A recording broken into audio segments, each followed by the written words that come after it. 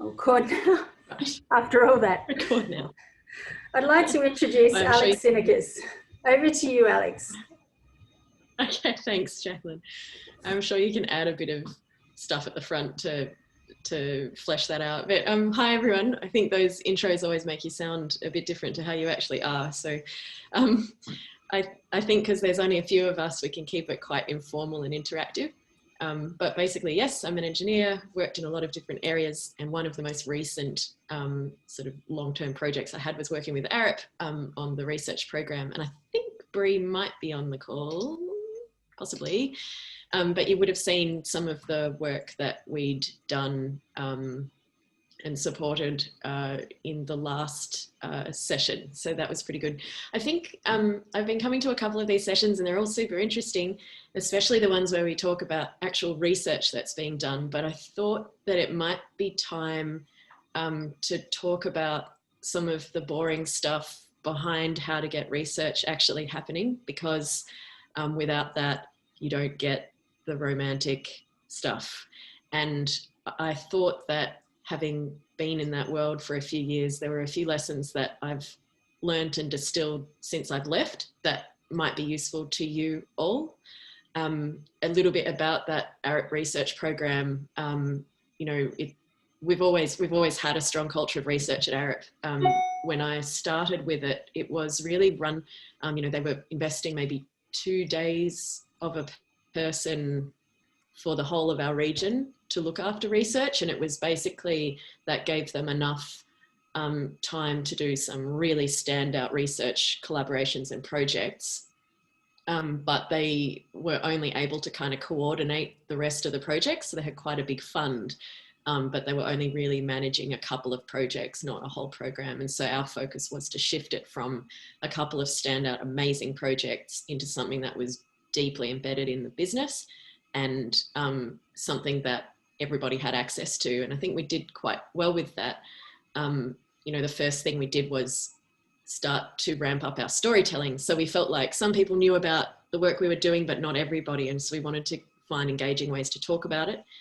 And the second biggest thing we did was get Bree on board, because she brought this client perspective and was able to embed our research into actual projects, like as in projects that brought in work for our people. And so that was absolutely critical in getting the sort of respect for the research program and getting people to understand that it's actually an investment like anything else and can be a really, really good thing for your practice. So that's sort of what we did there. I wanted to just, in terms of what I was going to chat about today, this is the list, but before we get into that, I just wanted to find out from everybody, show of hands, maybe throw your camera on, how many people are working full-time funded or all of their time funded on research? So I've got 1, 2, 3, 1, 2, 3, 4, great. Okay, how many people are working on a project and they're also working on other stuff, but that project is funded? One-ish. You're spending all your own time on it, as well as being funded a bit? I'm a bit of a unique case. I'm funded through the company to be doing a PhD, but then also working for the company as an architect. So it's okay. Murky, but great. Murky. Okay. Well done. Anybody who's doing research projects completely unfunded in your own time because you love it and you wish you could get more buy-in? One, yeah, okay, all right. Okay, yeah. There's also the case that we found early on that we had, you know, 100 people doing research and we were funding them, but they were really spending 80% of their time on those research projects in their own time because they weren't getting enough funding. So there's a lot of that going on as well. Okay, all right. So I think today I wanted to talk about a few things. The first was the problem of investing in research. The second was methods or ways that we figured out worked really well for encouraging people to take that opportunity to invest. And Bree, feel free to jump in here if I say anything wrong or inappropriate or skewed. Then a bit about how that actually worked in practice. So there's a fair bit of theory in that methods section, but then I thought we could go into practice, and then a bit of an interactive exercise for everyone just to keep it a bit light. And then a couple of quick tips on what it all means now with COVID, which is unfortunately something that has to be included in pretty much every presentation now, no matter the topic, and then a bit of time for Q&A. But I'm also really happy if anyone wants to jump in with any questions throughout. It's meant to be useful for you. So if I'm going off on a tangent, just let me know and I'll bring it back in. So here's the problem. This is what I'm convinced this is the problem, that intangible things don't attract much investment, yet the things that have the most value in the world are intangible. Right? So this is a guy, Henry David Thoreau. Didn't sound like a particularly nice character. There's a really interesting article on him, but I think he's on the money when he's talking about the value of intangible things. And you can see this everywhere. It's not just in you know, our immediate problem of trying to get people to invest in intangible things, but if you look at the two biggest threats that are facing humankind today, you've got COVID and climate change. Now, we're willing to completely uproot our society, as we should, to try to mitigate the threat of COVID, but we're not quite willing to do at the same level for climate change. And it's understandable because it's not as tangible, it's not as immediate. And so this is a problem bigger than us. It's kind of a human behavior thing, but it's just nice to see that it does exist elsewhere. We're not the only ones struggling with it. So if that's the problem, we've got to figure out how we make the case for investment in intangible things. And I think the first thing that helped us was to find examples. And I was particularly looking for really unromantic examples. So there are industries that their entire business is investing in intangible things. So superannuation, we don't expect returns every year, although we'd like them.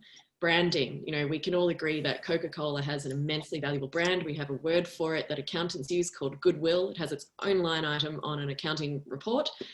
We invest millions and millions of dollars in this thing and nobody can really define what it is. I still haven't met any marketing person who can give you a good or agree on a definition of what brand is, but we all know it's really important. But we've been investing in that for a long time.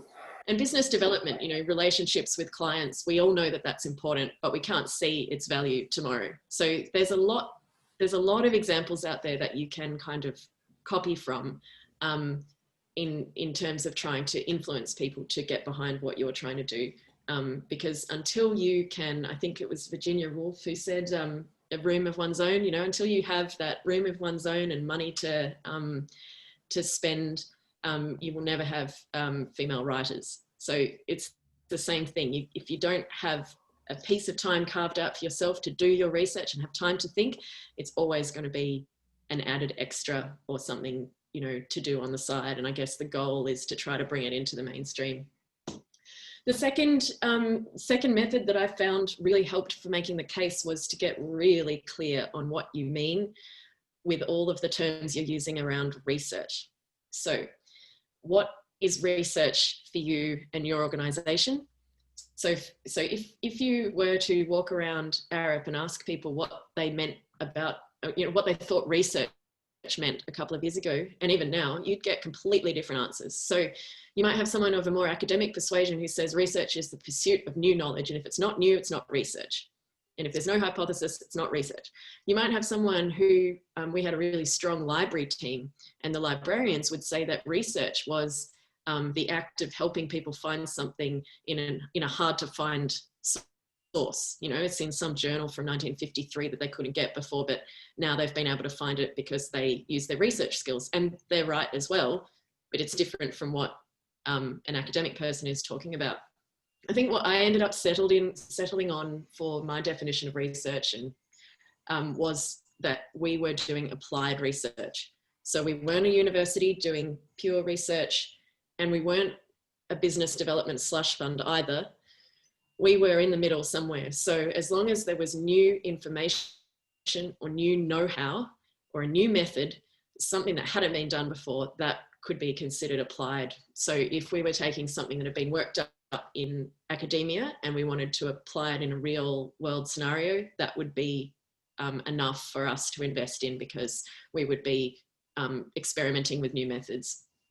And then when you start to define what you mean by research, you also need to start to define what you mean by outcomes from that research or that investment.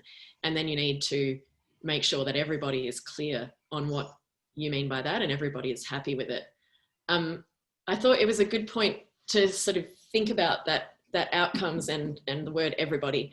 I found that research is one of those things where some people, oh, does anyone know who this is, by the way? There's a clue.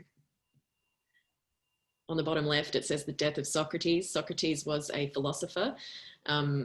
He ended up being killed by having to drink poison.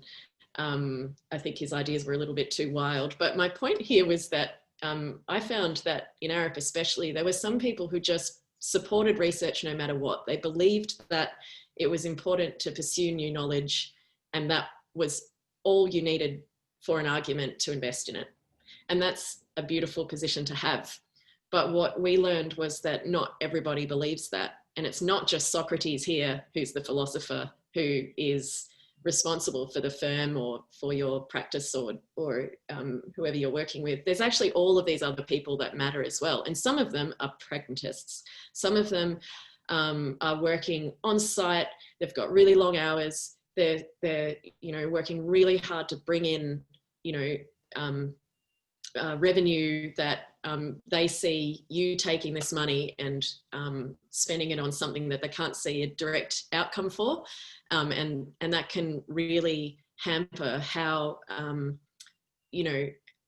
how much value that you're providing back to the organization. So you really need to make sure that what you're doing works for everybody in the room. And in order to do that, you need to be really clear about what the outcomes are.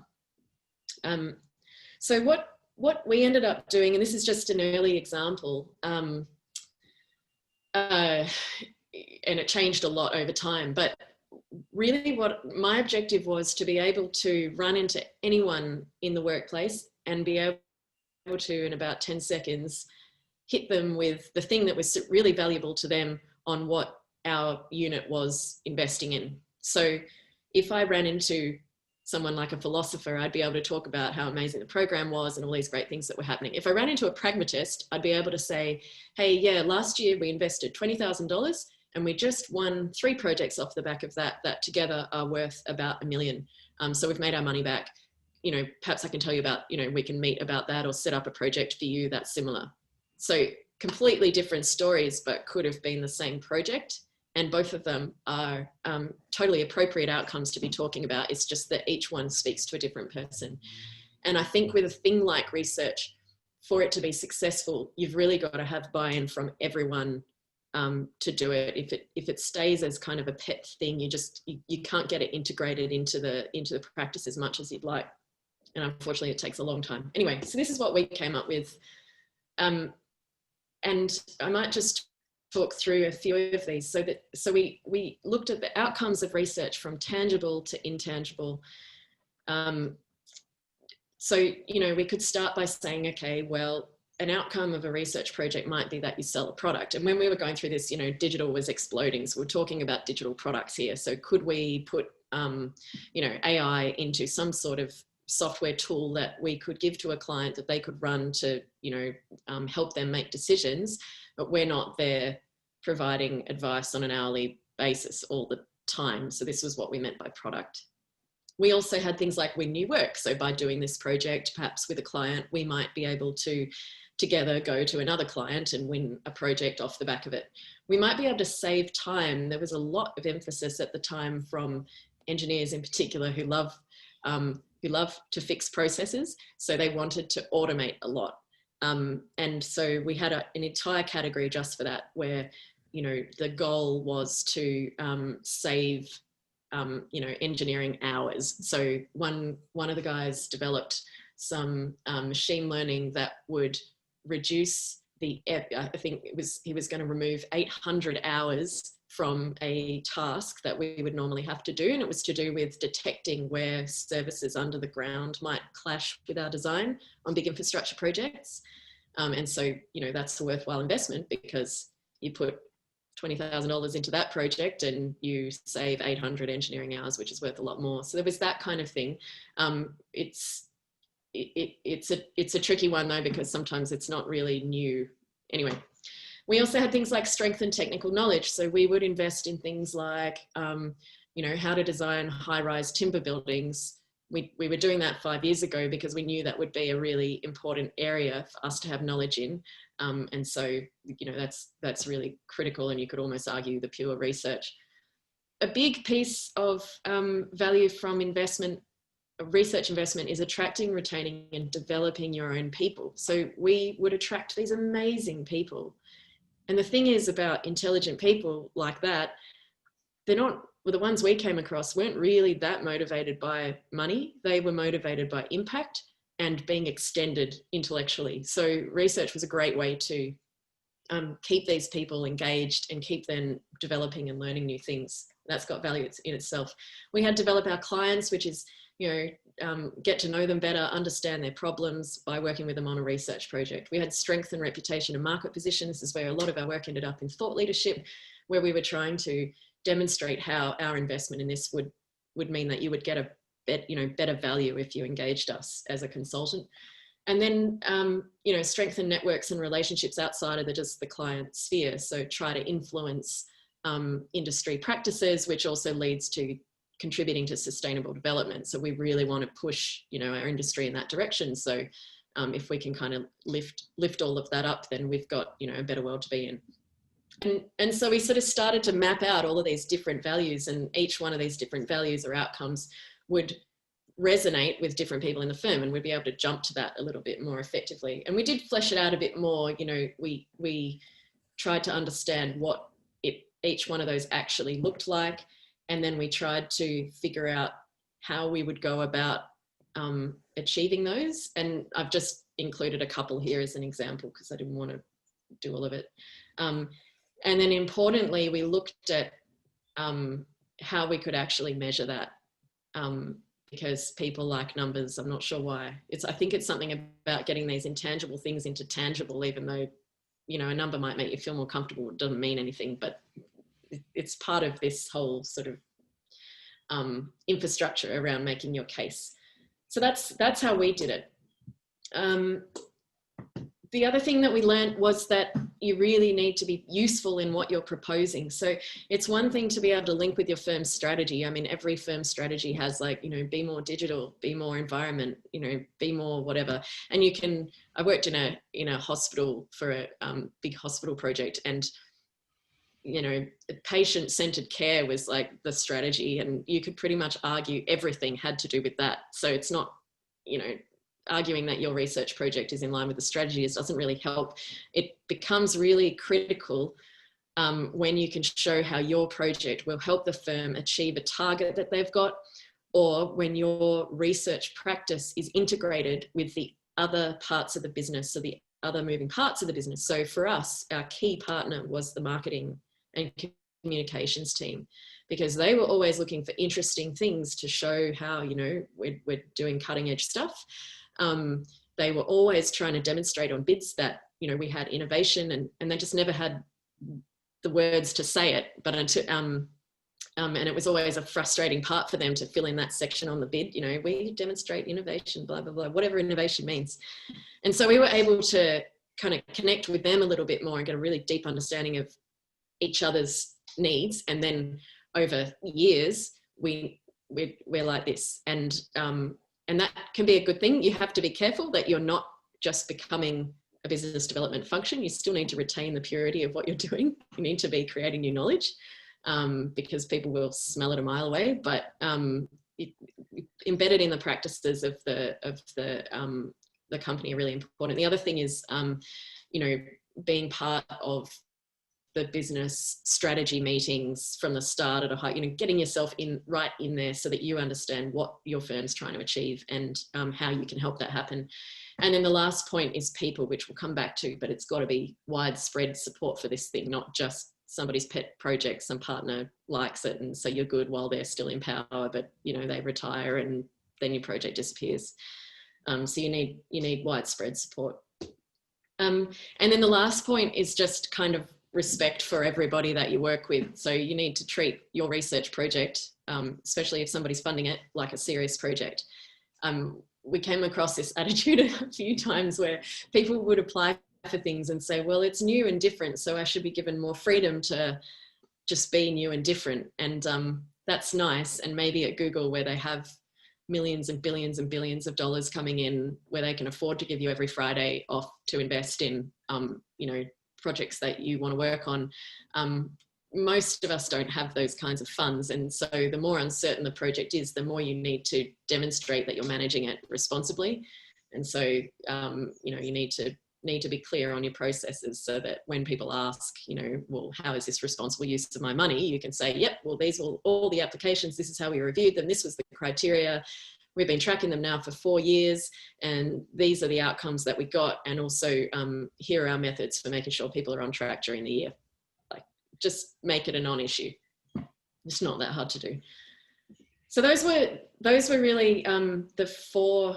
In reflecting what worked really well, those were the 4 things that I think I learned in terms of methods for making the case for research. And I thought then I could just sort of go into what this means in practice, but perhaps I should pause and just see, am I on the right, I can't see people's faces, so I'm not sure if I'm on the right track with what I'm saying. Is it resonating with anyone? Yeah, it's almost like you're talking about hassle, Alex. You're so on the right track. Okay. It's for me anyway. Yeah. I mean, okay. That's good to hear, because these are fantastic organisations, and it's not a criticism of them. It's more, how do you work with them so that what you're doing gives them value? I think, for someone to want to invest, you've kind of got to go. You've got to make it easy, and so that's sort of, it's not a criticism. It's more just how do you work with what you're given. So yeah. I want to be clear. And the bigger the team or the company or whatever, the more nuanced you need to be able to be. Yeah, exactly. And I think I was thinking a bit about, I didn't want to skew this to only people in big companies. I think this still applies if you're in a small practice. Maybe you're only 3 people, or you're a student or something. You just define company as different. So you just say, oh, well, it's not just the people in my company, it's also my clients and my stakeholders and my project partners, and it's all the same. It's all about, getting people on board for, the research journey. So, right. So in terms of in practice, I thought, has anyone seen this before? This is the value proposition canvas. It's one of these sort of tools that, people have a bit of a sort of evangelical feel to it in the startup world. I think it's completely overused and it's probably oversimplified, but I find it's a good tool anyway, just to get in the shoes of the person, the actual individual person that you're trying to convince. So the way that it works is you start by looking at can you see my cursor? Yep. No? Yes? Yes. Okay, so you start on this side. This is the person that you're trying to convince, and you start with easy stuff. What do they have to do every day? Like, take a day in the life or a year in life, whatever you want. So if it's a decision maker, they've got to go in, check out, they're running, I don't know, multiple projects or something. They've got to make sure, they've got to look at their budgets and make sure that everything's on track. They might have a legal review to do. They might have to go to present at a board meeting. There's all sorts of stuff they have to do. So you really list out those tasks, and then you list in here what makes them happy. So, and it can be really work-related things, or the fun stuff is the emotional stuff. So everybody's an individual. I worked for a fellow who, like, all he wanted in life was beautiful design. That just made him so happy. So I would chuck that up there and make sure that anything I presented to him was, presented beautifully and was about design, basically. And then you look at their pain points. So what causes them stress, what's bad, what, don't they like doing, what bores them, that kind of thing. And then only after you've figured that out, you go over here and you say, okay, what is the research project that I'm proposing and its outcomes going to do to either improve the likelihood or the value of this gain, of this happiness, or take away a problem that they've actually got. And if you can get a project that does one or two of those things, then that is your best chance of it actually happening. And then anytime that you try to pitch that project to that person, you're talking to them in terms of the benefits that it gives them. So it's not, I want to do this project because I love city design for dogs, because I love dogs and I love cities. It's got to be more like, it's got to be more framed in the benefits for them. So I think that really helped. A lot of the times I learned that a decision maker, so someone who's actually probably got the purse or the funding or the client or whatever, who can make your project happen, they really are considering 4 things. So does this person who's coming to me with this proposal, do they understand what I actually need? Am I getting value for money? Is this responsible use of my funds? And what does the outcome help us do that we couldn't do before? And is this person insightful? Have they come up with something new that I haven't seen before? Or is it just the same old stuff? So I think that those are interesting things. And then if you don't know the answers to any of those things, then you need to ask and then listen, think about it, and then come back with something tailored for them, because people, they will respect that. If you take the time to understand what they really need, it's like anything else. I feel like I'm telling you to suck eggs, but you really need to understand what the same process you would go through with a client, you need to go through with these stakeholders. And here's, like, this is a helpful checklist, I thought, which was, am I really listening to this person, or am I just trying to push my idea?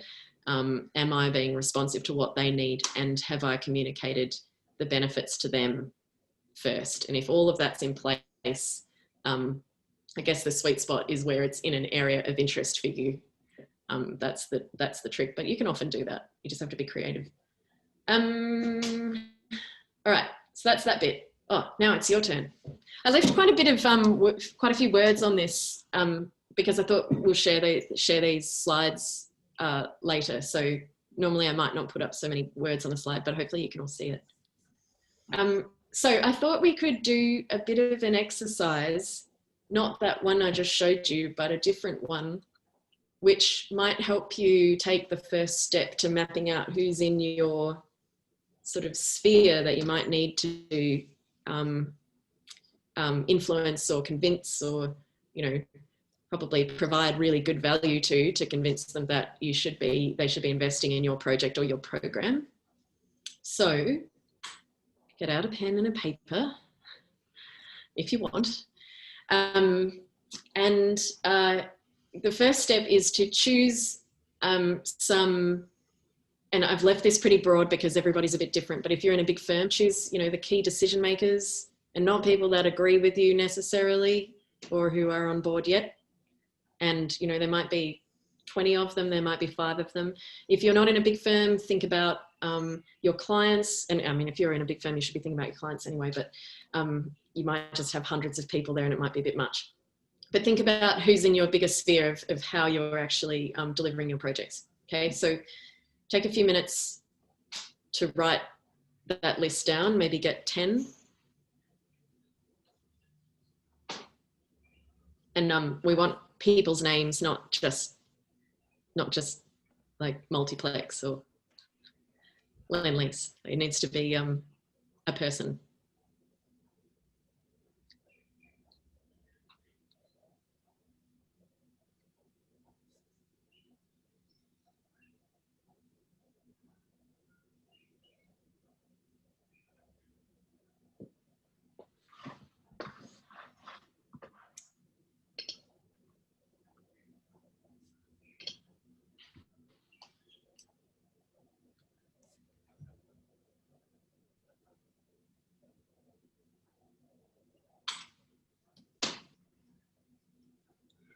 Okay, how are people going? They got a list of a few people? Okay, So the next section, the next piece of your paper should be some criteria. So this can be anything you want, but it's meant to help you sort of order these people a bit later on. So it might be size of organization that they work for, or their personal interest in research, or their track record in research, or in the area that you're interested in. It might be the amount of, you know, do they have funding available or not? Are they a decision maker or not? You know, do they have partnerships with people that you want to work with or not? Are they in a particular market that you're interested in? Are they, you know, or not? So select some criteria. Doesn't have to be a big list. Okay, and then the third one, this sometimes feels a bit abstract, but bear with me. The third one is identify some triggers. So these are just defined as changes in your person's world that might make your research more useful. So an obvious, so they're bubbling along on status quo and then something happens, anything. And it doesn't have to be related to research, it can be anything. It might be that the company produces an annual report, or it might be that there's a policy change in government, or it could be that, you know, that person has gone down to part-time work to do a PhD. Could be super personal, but just think about triggers or things that are happening in their lives. Sometimes, like, you know, in a with some clients or some stakeholders, there might be like a cyclical thing. So I remember when I worked in finance, they always used to publish league tables of who was, you know, doing the highest number of deals, and they'd publish them every year or every quarter or whatever. And it was like a milestone in that industry of how people were going. You know, there might be government audit reports, all sorts of things. Okay, and then the next step is to map, is to map all of these clients that you have. So if you've got 10 dots, you throw them onto here. So you've got people who perhaps meet all of your criteria, but there's no trigger that's happening at the moment. So they would be over here. Or there might be people who don't meet any of your criteria and there's no trigger that's happening. So you chuck them down here as well.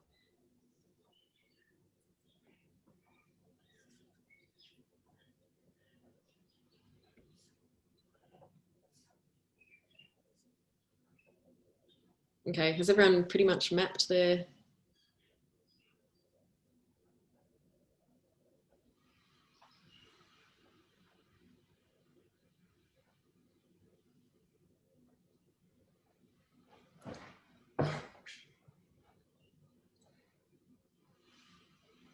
Can you just briefly go over criteria again, Alex? Yeah, sure. So criteria might be, I'm trying to think of a tangible example. So, you know, I really want to do a research project, but I want to do it with someone who can actually make it happen. So a criteria might be they need to have funds accessible to be able to do it. Because you don't want to be doing a research project with someone who's just enthusiastic but can't fund it, so it will never happen. That might be a criteria. Or maybe I want to do some research in the education space. So I need to, you know, because our firm is interested in doing more there. So I need to find someone who has expertise or reach or relevance or experience in that education space. So it's just a way, it doesn't have to be criteria, you could call it a filter.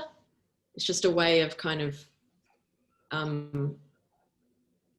increasing the likelihood of success for you. So if someone you meet has all of these things, then the chance of a project getting off the ground is higher. It's intended to do that. And is the higher the is the trigger section, is that I suppose the intensity of each is ranked by the intensity of each trigger? Okay. Yeah, or yeah, exactly. Yeah. I mean, it's one of these things where it's a framework that sort of works and sort of doesn't. The point is to get you thinking about it in the whole. But yeah, so it could be the intensity of that trigger. So it might be that, let's say you had I'm trying to think of a specific example. Like, let's say that you had a good one might be, the effect of coronavirus. So a good one might be you've got an aviation client, and then coronavirus is the trigger that happens. So that would be that's sort of, at the moment, they're pretty high on the high trigger scale. And that might mean that, you might originally have thought, oh, we'll write them off. They're an industry that's not going anywhere at the moment, but it actually might be the perfect thing to be researching, because it's an industry that's really high in need of thinking, new thinking. So you sort of, Yeah. you're right with the intensity of it. Yeah. Once you've mapped those, you can kind of see what it means for your actions, because anybody who needs this now and meets all your criteria, you should go and talk to. Anybody who meets all your criteria, but there's nothing really triggering them to want to come and do any research at all, everything's just going fine. But maybe when something does happen, so maybe there's a report released in their area and you can go and approach them and say, hey, we saw this report, do you want to do a project off the back of it? Then they start to move into this high trigger or high intensity area. But you should definitely be, communicating with these people all the time and just developing that relationship, because at some point a research project will come up that is good for both of you and you can get on and moving it. These sort of groups that don't have much of a, don't really meet your criteria, they may be really enthusiastic but can't actually deliver on it, then, politely, you want to not spend too much time on that, because it's not really going to help you move your case along. And then this high trigger stuff might just be opportunistic. You never know what could happen. So it's sort of, I'm not sure if that's helpful. Sometimes I'm still struggling with this virtual environment. Sometimes it's a bit easier in person. But it might be a helpful way of just thinking about, earlier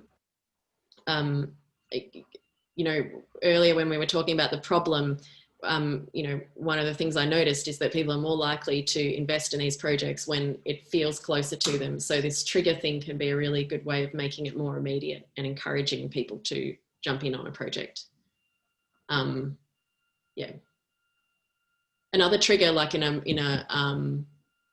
a sort of more practical sense, might be that there's a bid that's due. The marketing team, a trigger for them might be like, everything's ticking along, I don't want to hear from you. Oh wait, oh my God, I have to fill in this piece of paper about our innovation. That's a trigger where you can jump in and say, yep, here's one pre-prepared. Let's do this research project together so that we're ready for the next time. It's that kind of thing. So it's sort of being ready and then jumping when you actually need to make it happen. We've got 15 minutes left, so I thought tips for research during COVID. So we've just had, this crappy news that we're in a recession. Even if the last quarter wasn't too bad, this one is not looking great.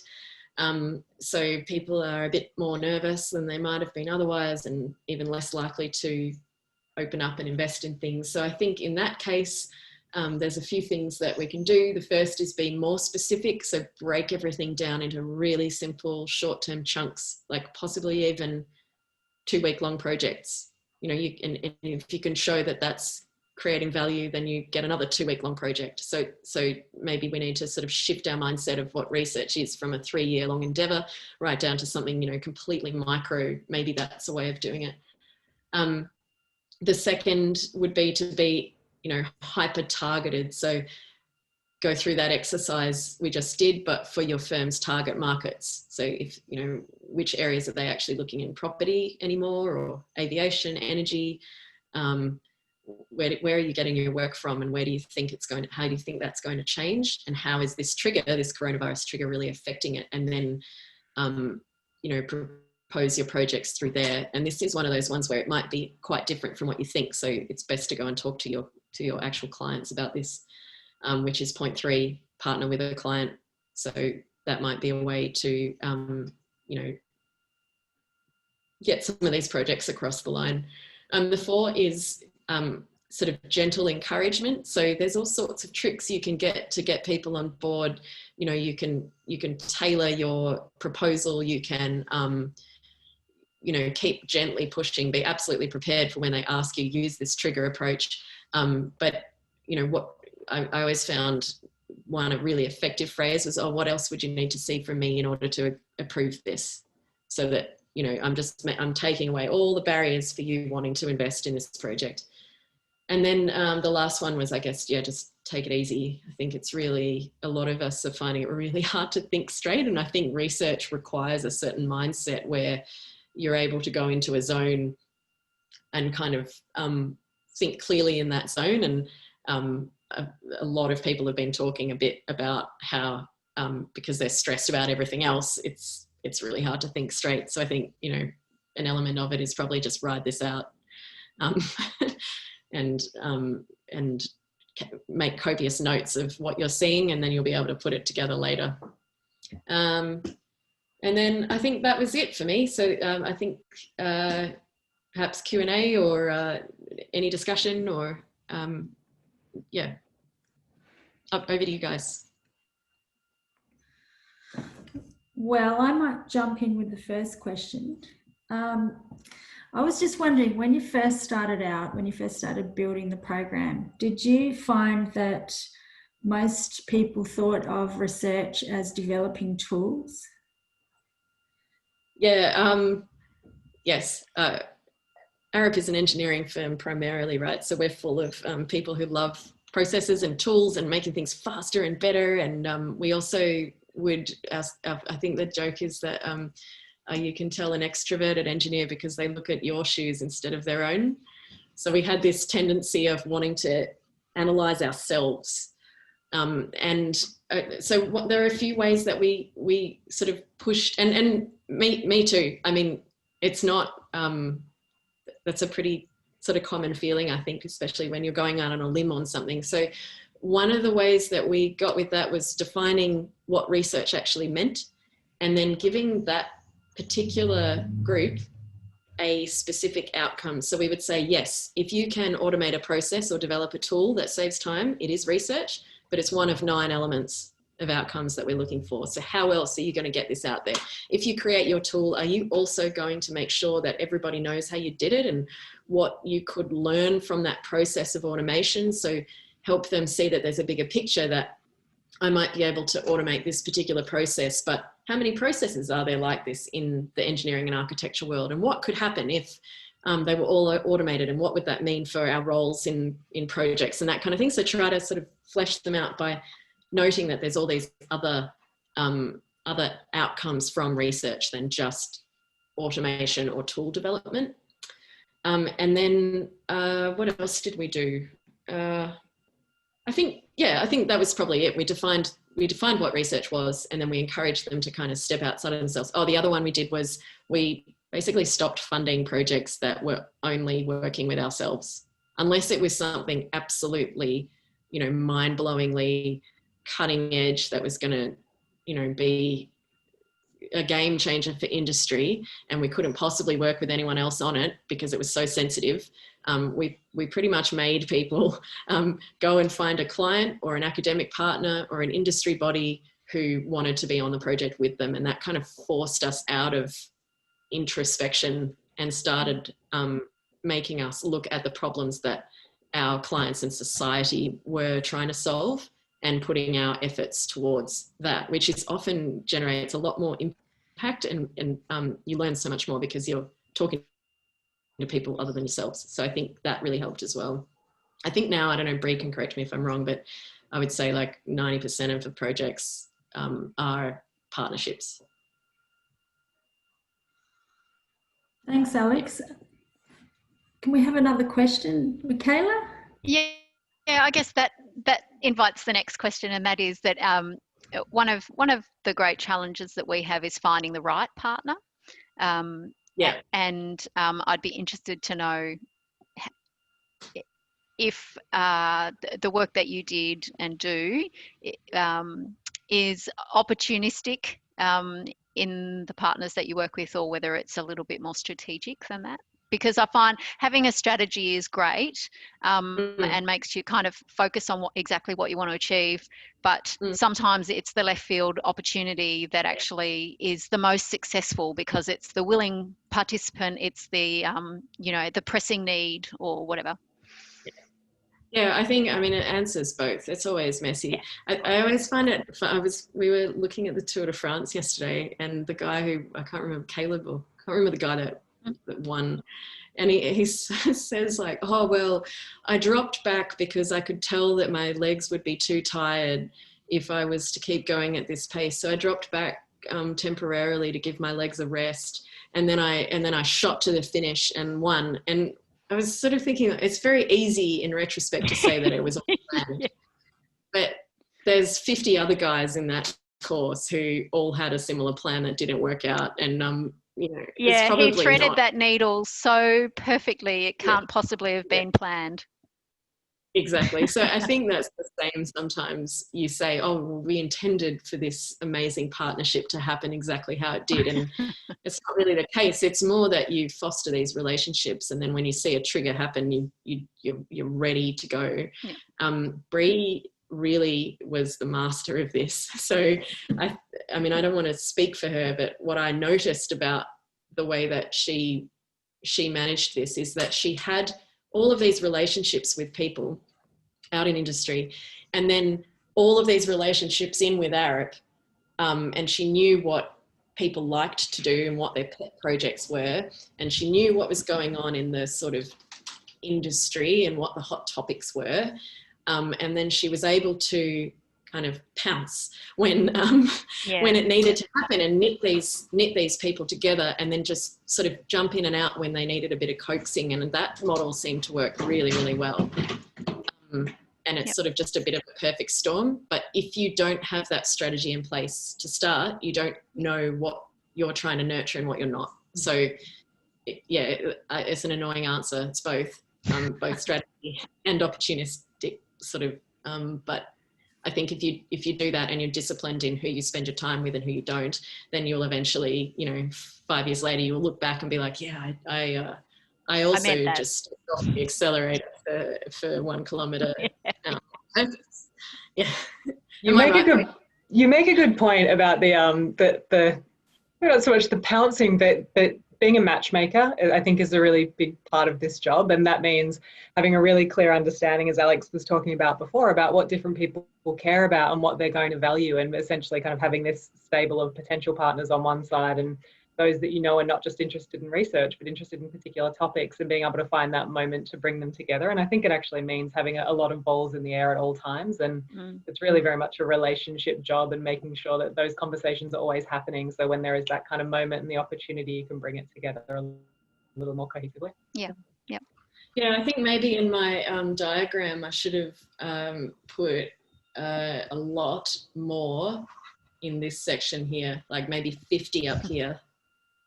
And 2 here, and also I think, I mean, if you're not a program manager, if you're just trying to get your individual project going, it's still the same thing, same concept. So you need to nurture all the relationships you think will be ready, and then you need to go to them when you think they're prime and propose it at the right time. Yeah. It's I think that's a really good point. That's a good point, though, that timing is everything. You will have a pet project that will sit in your drawer for years and never go anywhere, and then there'll be a moment for it. And then there'll be other times when, something else is on the ascendancy. But I think that point that you made there, Alex, was also quite pertinent, and looking slightly ahead to figure out, well, what are we looking to achieve right down the track? But what are the things that are coming in the next 2 to 5 years that can help us get there, that people can really connect quite tangibly? So keeping that forward focus, but in a framework where it is not so far out that people can't imagine it happening. So that's kind of cultivating the imagination of it without it being completely out of the realm of possibility. And I think that kind of invites, particularly in the moment that we're in, that short-term kind of just building up a little kind of portfolio of small, quick projects that might then lead to bigger ones later, or you know, pique the interest of potential clients, you know, in a year's time when they're ready to think about the world. And it might actually be a good, I don't know if it's just me that's struggling with the intellectual time and space, but I think those small projects, at least they feel a bit more achievable. Yeah.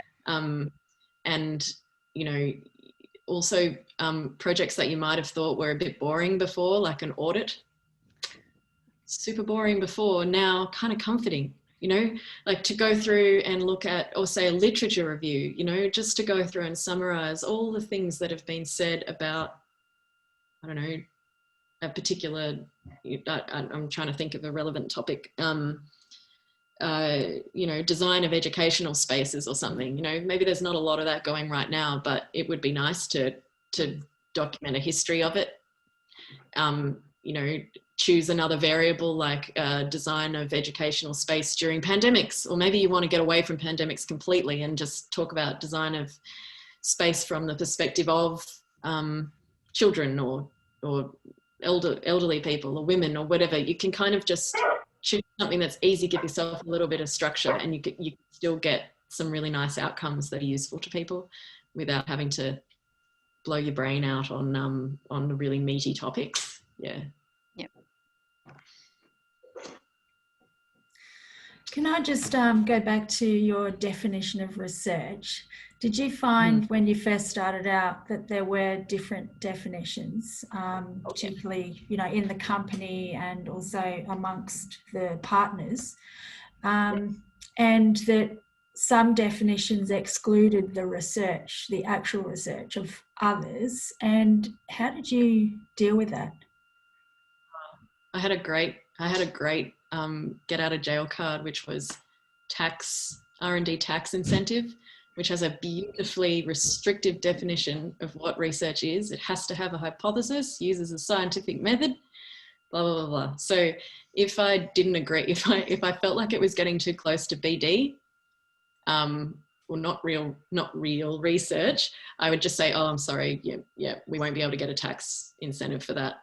You need to be able to show me what piece of new information you're getting that you didn't know before you did this project. And you need to be able to document it in a way that we can actually get that. So it just used to throw back to that. But that's a bit of a cynical way of doing it, but it's a good card to have up your sleeve. The other one was, you know, I would ask, I think the more we demonstrated the value, different kinds of value, the more we were able to make those arguments. So again, you know, Bree was able to get some of our research onto like major projects. I'm not talking little ones, I'm talking big infrastructure projects that people really saw a lot of value in, and they knew that those projects, you know, one of the reasons why we won them was because she was on that team and articulating the value of all of that work that we'd done.